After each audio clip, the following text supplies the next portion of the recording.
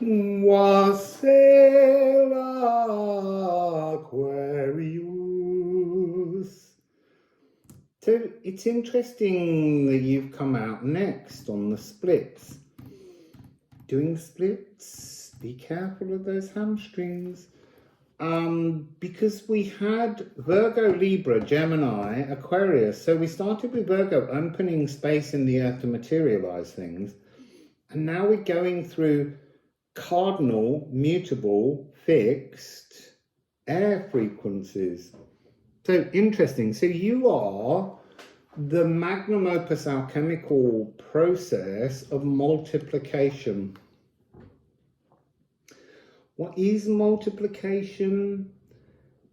It's to increase something, to have understanding and to be able to bring it forwards, because you're creating now a powder that is going to be used for the final part of the process. A powder, a thought, a feeling. Alchemy is way more complicated when you're not dealing with metals and elements, but about ethers within us. So obviously Aquarius is ruled by both Gaia, Uranus, and Saturn. And that gives us the notes B and F, which are just here on the card. You have the dates here, the 20th of January to the 18th of February. On the back of the card, you have the sidereal dates, which are the 13th of February to the 14th of March. And in the International Astronomical Union, it's the 18th of February to the 12th of March. So that's when the sun is actually going through the constellation. So what else do we have here? Fixed air, as we said. This is the shoulders of giants. Because multiplication is to make something grow, and you're standing on the frequency of cosmic giants as well as ancestral giants. People who were here before it's interesting, in a simpler but more complicated world. I just put in my head, I'm like, that's becoming a slight oxymoron. So this is the music festival sound system. It's amplification. It's the energy of growth. So it's increasing receptivity. That's interesting. It's almost like I'm seeing those kind of concrete bowls that we use to capture sound waves and amplify them so that they could hear something. A long time ago, I think they were used in the Second World War. They were set up to capture sound. This is also about sharing, to be primed, to be ready, but it's also about community. So this is nurturing streams of wisdom. So again, I'm seeing that energy of being a receptive frequency to new streams of wisdom that are being projected. So we have, I am stable or I am insecure. Let's hold that down there while I read the back. So in the insecure, we have, I can't read this one upside down, detached. I am detached. When you're insecure and not in your Aquarius multiplication powers, you can fall into that energy of radical fanaticism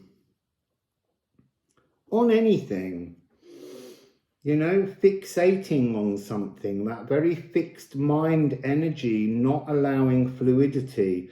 It's almost like you've buried your bowl of receptivity because you're decided, and this becomes your fixed focus. So that's something we have to be aware of within this energy. Have a look at what planets you have in that sign. I have my moon, so maybe I can have quite fixed emotions. Now, that energy can be both positive or negative. Oh, you see, I'll come back to that. They're putting energies of asteroids. And I was thinking how in the last reading, Characlo is actually conjunct my natal moon, but I'll worry about that later. So this can be, in its negative side, this can lead to you feeling quite isolated through a sort of spiteful wit. It's funny until you realise it actually isn't funny because it's hurting others and isolating you. But there is a kind of amusement to that frequency, which makes it quite a dangerous fixed addiction. And then there's also, in this negative energy, you can be fame and attention seeker of applause, that need to be the center of attention for people to laugh with you. But I think there comes a point where the realization is that they're not really laughing with you, and they're not laughing at you. They're just echoing an energy that you're pushing very rigidly into the room, and you're influencing them like you have a psychic magic that allows for this. So if you are moving into the more positive energy, I can read these with the card up the right way. So I am stable, originator, because you are incredibly original. And then we have the energy of not solely human. We are none of us solely human. We all have an energy of interdimensionalness. We come from other places. But it's recognizing that and working with it rather than allowing it to tip you over into the other energies. So walking in unbounded freedom. Freedom's a very important energy. Although there's very much a fixed frequency, Aquarius as a house needs to fix the energy themselves.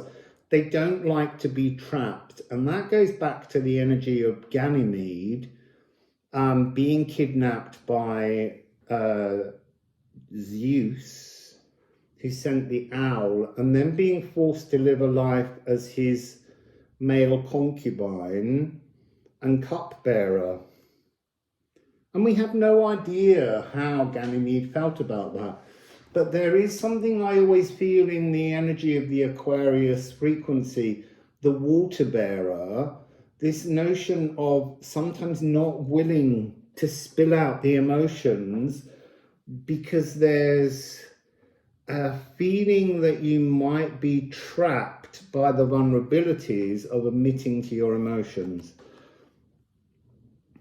And then we have elevating humankind above all things. That's that sense of freedom. You don't just want freedom for you, you want freedom for the whole world, which is such a beautiful energy. Pouring new emotional concepts to inspire others. That's when you move into that energy where you feel you can pour that frequency. Now, you came out with the card Saturn. Saturn is at 0 degrees of Pisces. Now, do you remember during the Great Mutation back in 2020, Saturn and Jupiter moved very rapidly one after the other into a great conjunction in Aquarius, and that's where this energy of this transformative frequency began. and there was a stellium that was around February. Maybe it was the 11th of February. I have to check that. When the moon came and it moved along through most of the planets, the only ones that missed being part of it were Gaia, Uranus, and Neptune, because Neptune had already made its way through there. And Mars was late to the party.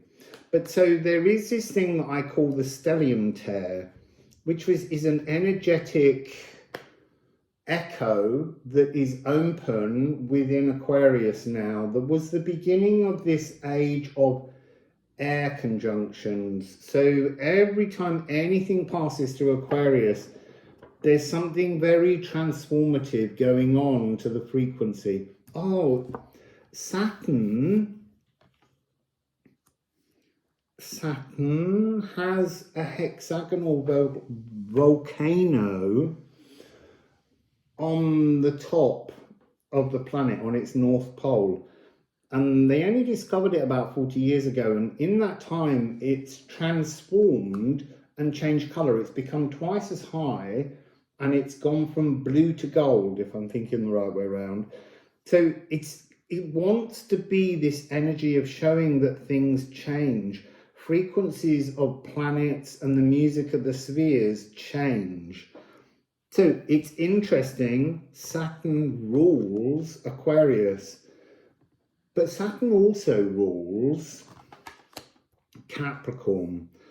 And when Saturn's in Capricorn, there's a sense of arrogance. When Saturn's in Aquarius, there's a sense of freedom and love being poured forwards, about humanity, about the collective. And we're about to have Pluto move finally into Aquarius for the next 20 years. And it goes back into 0 degrees Aquarius on the 24th of January next year. And then in October and November, it just nudges back out, and then it comes back, and then it will be there for a full 20 years. So we've got 1121 here, which is an interesting energy. That is about a multiplication. So digits moving forwards, things beginning to enliven. So Saturn in this deck represents the divine masculine. What is the divine masculine, I hear you cry? Because no one ever explains it.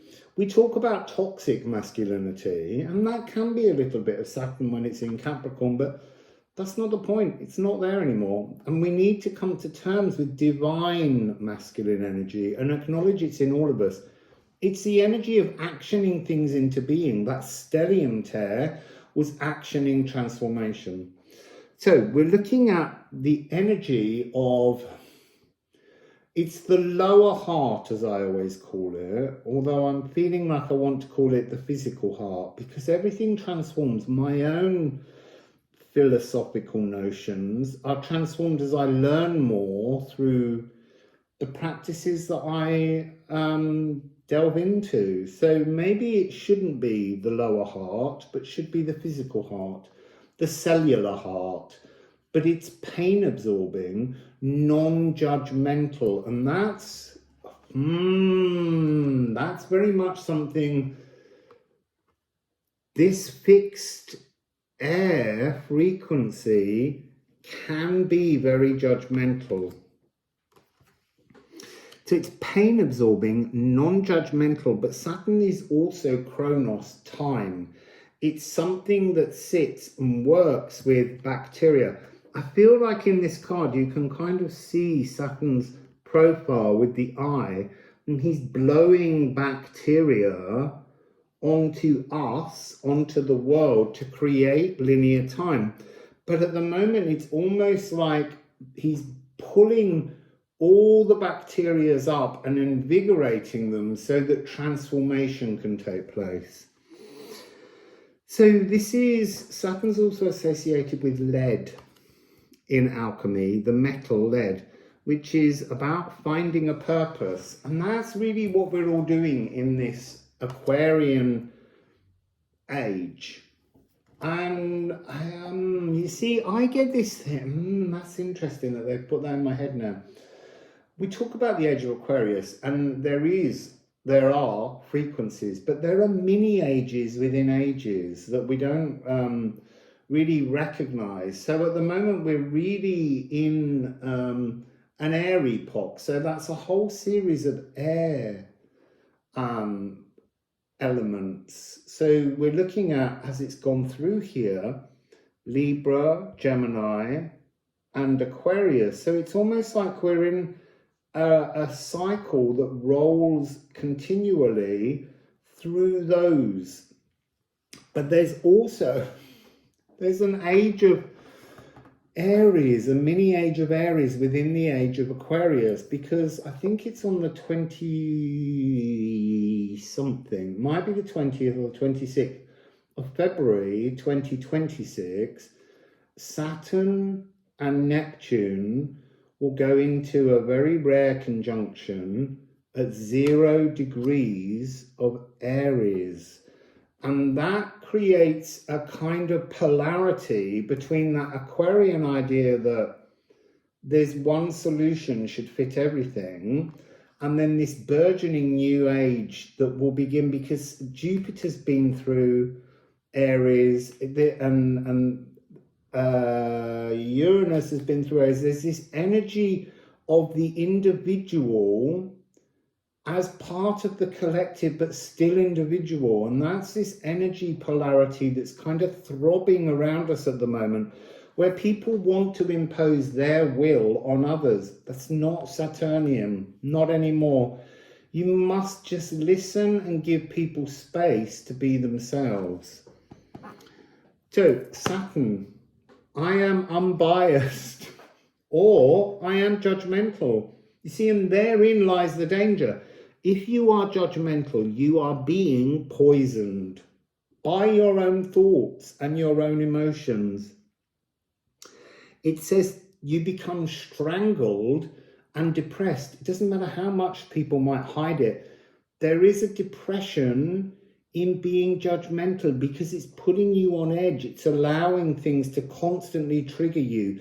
You don't like the way another behaves. And that's this new age of Aries. We have to allow everybody their freedoms. So this is time drags and grabs all the joy, because you're allowing chaos in the world around you. You're allowing anger and disdain to form the world that you witness. Fears open distorted heart dimensions. That's exactly this frequency. Also, when Saturn's in retrograde, you will experience delays, restrictions, debts, and poor health. So on the back of all the planets, there's a little retrograde section to help you understand, because we're also willing to just know what Mercury retrograde is, because we go, oh, my technology's not working, I can't talk. Technology doesn't work most of the time, and we can't talk properly most of the time because we're not in a non-judgmental space. But it's time to engage. That's what this deck wants to do. It wants to show you the availability of all the music of the spheres so that you can work with it, rather than just working with the trendy ones. So, I didn't do the positives. So, the positives. I am unbiased. This is authority. Sacred world walker. Oneness with the natural world. That's a really important Saturn energy. And hearing others to bring healing to others. Listen to people, and then you can heal people. But you do have to heal yourself first by being non-judgmental. And then aligning the lower heart, or the physical heart, open aligning the lower heart opens the artery to your goals. Because you can't really materialize an action, anything into being, if you still got judgment on others. You need to align your physical heart so that it can flow with physical heart love. So, 20 minutes on 2 cards. So let's get a Liffruma card.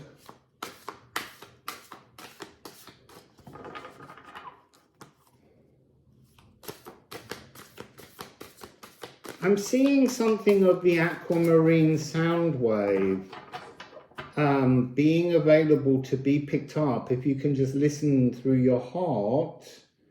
And that was in the reading about the Aquarians. See, look, we've got calc, unanchoring to anchor.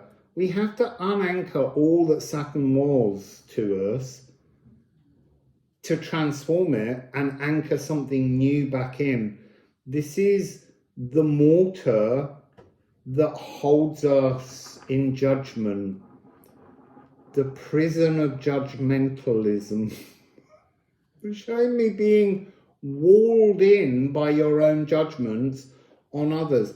Even, that's interesting, they're even saying the whole complexity of law. So now they're talking.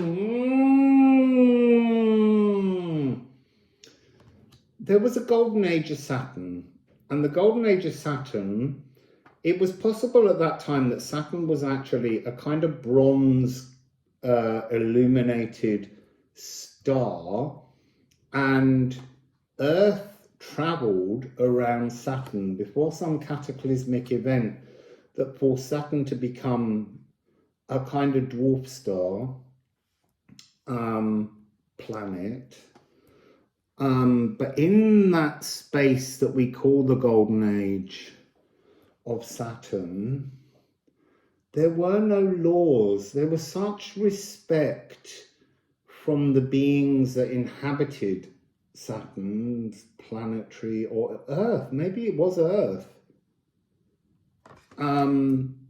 that you didn't need laws. Laws are only necessary when the distortions are so much grander, where we're so much more judgmental that we need to be guided by a sense of morality. But there's something here, and it goes back to an energy from long, long ago in England that I keep being told has to be unraveled, and that's the Magna Carta.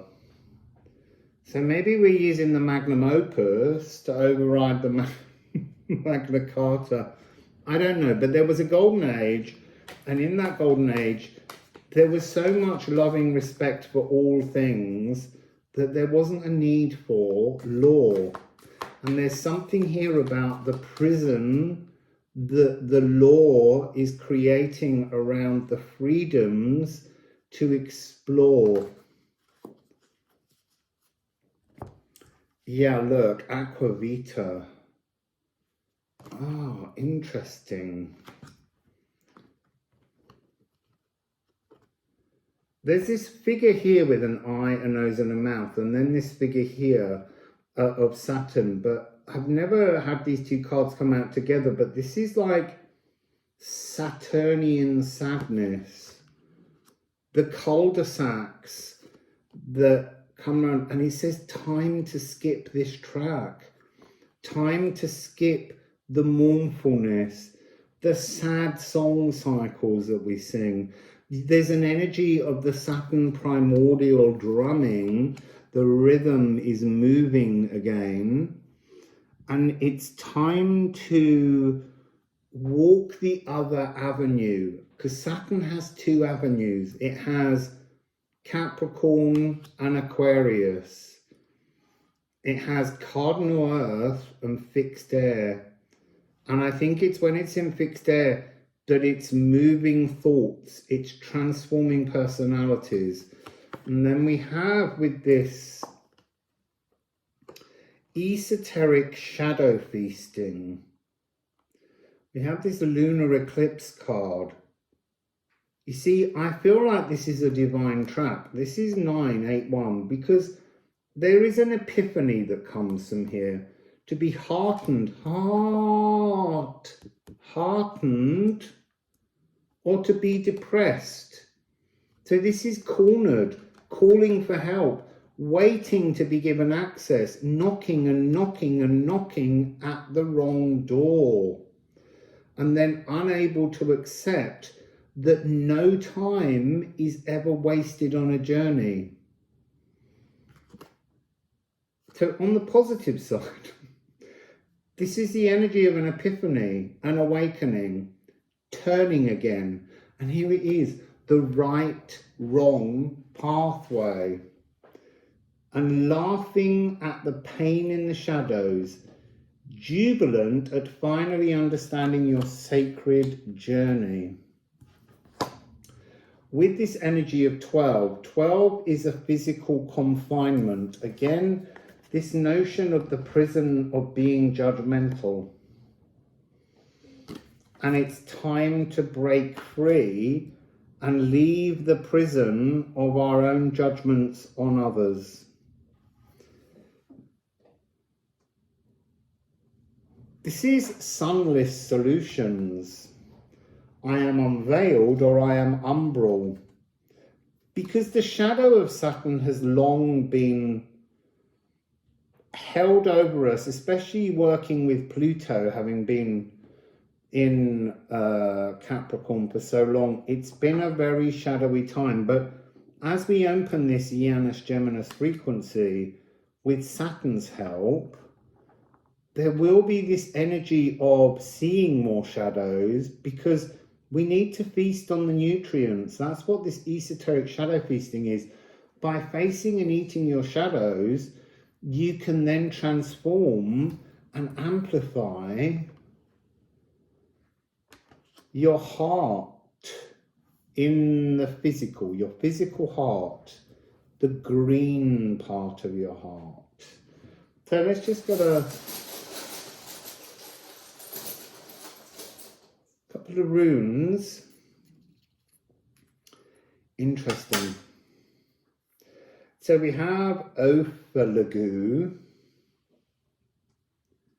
which is an energy cape, a new frequency to wear, but it's also because it's got man, it's to wear and share. This is that idea of being part of the global murmuration of starlings, these birds that move together, but knowing that you are an individual within that global murmuration and never forgetting that you're an individual. So the global murmuration is the energy of the whole collective beginning to move together, free of the prison of judgmental restrictions, but each person being an individual starling within that. It's interesting, they're showing me pointillist paintings now, where you can look at something from the distance and see the whole image, and when you move forwards you just see all the individual dots of colour that go up to make it. It was like pre-electronic pixelation. So a huge shift, like a fanfare for something transforming. So the individual starling is that energy of the mini age of Aries in Aquarius, because everything's always linked to complicated tunes in the music of the spheres. Condor, that is the fiery impassioned song of the music of the spheres, the great cosmos bringing in new tunes. It's interesting here that it's really showing me double emperor energy with the 4-4. It's showing me 11-11, 4-4. This notion of multiplying powers, energies. This is to prune, to transform life, to work benevolently with community while remaining self-coronated in your own individuality. I can't pick up the bottom of that deck. Cinnabar 97. Cinnabar is a very high energy frequency, and it's mercury sulfide. So this is the core ore, your core ore. This is about creating personal codes and true alchemy, gathered ingredients, the conductor's baton. So you choose your own codes and tempos in which to move in the global murmuration. It's your individual frequency. So mercury sulfide is the ore in the earth from which mercury, the fluid energy of transformation and possibilities, is extracted. You're looking within yourself here to extract yourself and then multiply those energies into the collective so that more and more of the collective can begin to move in this global murmuration. Well, that's beautiful. What a lovely process. So, Wassail, Aquarius.